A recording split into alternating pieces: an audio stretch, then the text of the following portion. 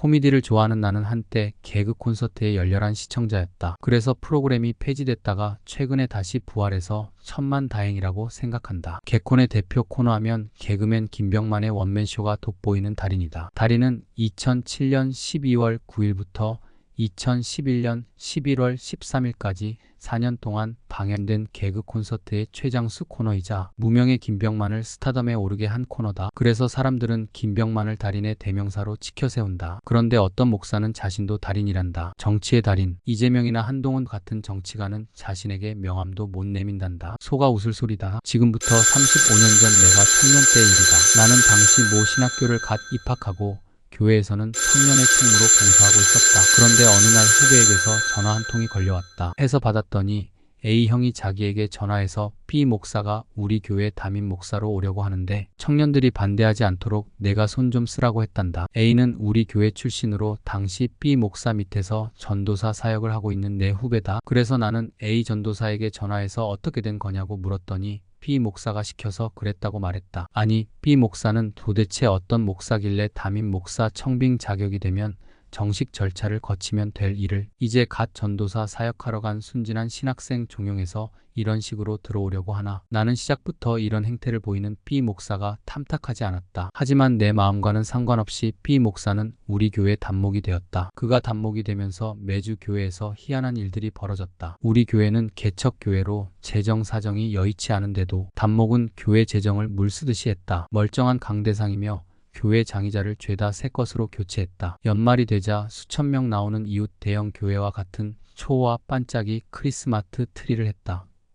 하나님 말씀에 갈급한 청년들이 성경 공부 모임 좀 만들어 달라고 하자 성경 많이 알아봐야 머리만 커져서 목사 설교 비판이나 한다며 단목은 이런지하에 거절했다. 어느 주일 대예배를 마치고 쉬고 있는데 청년회장이 함께 기도할 일이 있다고 말했다. 그래서 무슨 일이냐고 물었더니 저녁 예배 시간에 안수 집사 선출이 있다고 했다. 아니, 전혀 광고도 없이 무슨 뜬금없는 안수 집사 선출인가 의아해했지만 사실이었다. 저녁 예배 시간에 단목은 설교를 하는 둥 마는 둥 하고 지금부터 안수 집사를 선출하겠다고 선언했다. 이에 한 청년이 안수 집사를 선출하려면 최소 일주일 전에는 광고를 해야 하고 지금 선거할 수 있는 정족수도 되지 않는다고 이의를 제기했다. 하지만 그는 막무가내로 밀어붙였다. 그는 희한한 제의를 했다. 여기 5명의 안수집사 후보가 있는데 여러분이 받은 투표용지에 이름을 쓰지 말고 이분들을 전부 받을 건지 말 건지 X로 표기하라고 했다. 후보 중에는 갓 집사가 된 사람, 심지어 술 먹고 아내에게 폭력을 행사하는 사람도 있는데 각자의 이름을 써서 투표를 하면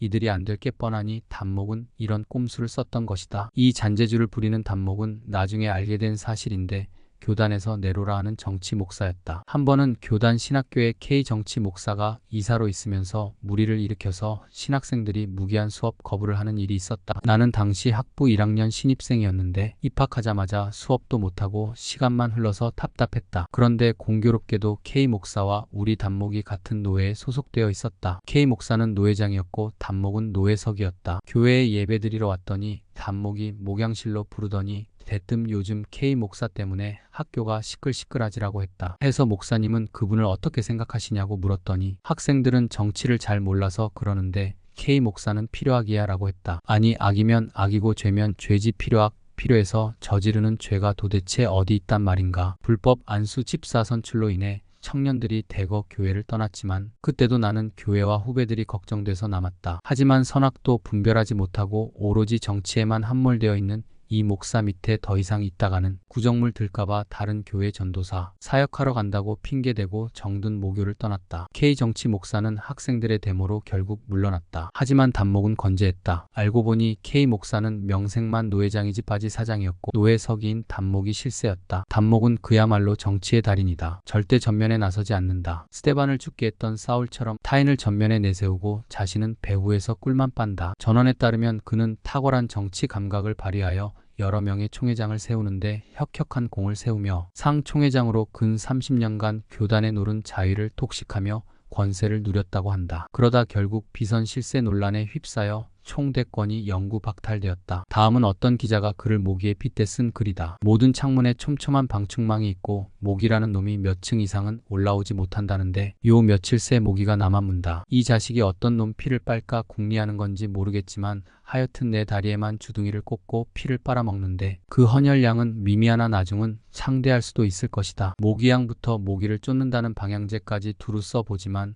이놈은 B 목사처럼 물러설 줄 모른다. 큰 질병을 가져오는 것도 아니지만 어쨌든 귀찮은 상처를 남기기에 이놈의 모기 퇴치가 보통 일이 아니다. 다 먹고 살자고 하는 짓이다. 모기도 다 먹고 살자고 하는 짓이다. 그놈은 태어나 보니 모기였고 대한민국 서울에서 어떻게든 남의 피 빨아먹어야 하는 처지인 것이다. 나는 모기 편이 아니다. 다만 모기도 열심히 살고 있다는 것을 알게 됐다. 저 하찮은 모기도 죽어라 남의 종아리 피를 빨며 산다. 그래서 하나님이 무섭지 않은 B 목사는 교회와 목사의 피를 빨며 사는 모양이다. 자고로 목사는 정치가 아니라 성경의 달인이 되어야 한다. 사도 바울이 1차 선교지를 돌아보고 있을 때 애굽의 학문의 중심지 알렉산드리아에서 난 아볼로라는 유대인이 에베소에 이르렀다.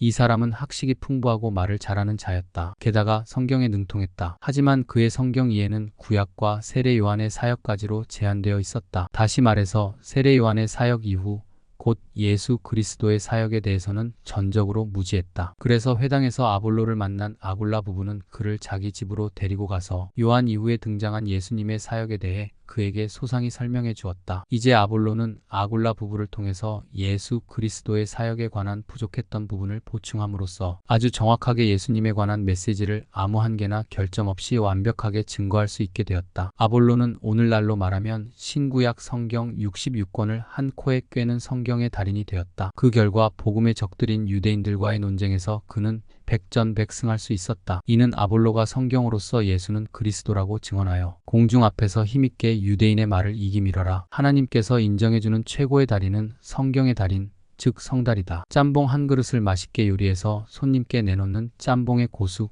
즉 짬달이 되기 위해서도 피나는 훈련이 필요하듯이 하나님의 말씀을 한 코에 꿰는 성달이 되기 위해서는 그만한 노력이 요구된다. 성달이 되려면 성경을 부지런히 읽어야 한다. 수박 맛을 가장 잘 아는 사람은 수박 장수가 아니라 수박을 많이 먹어본 사람이듯이 성경을 가장 잘 아는 사람은 목사가 아니라 성경을 많이 읽는 본 사람이다.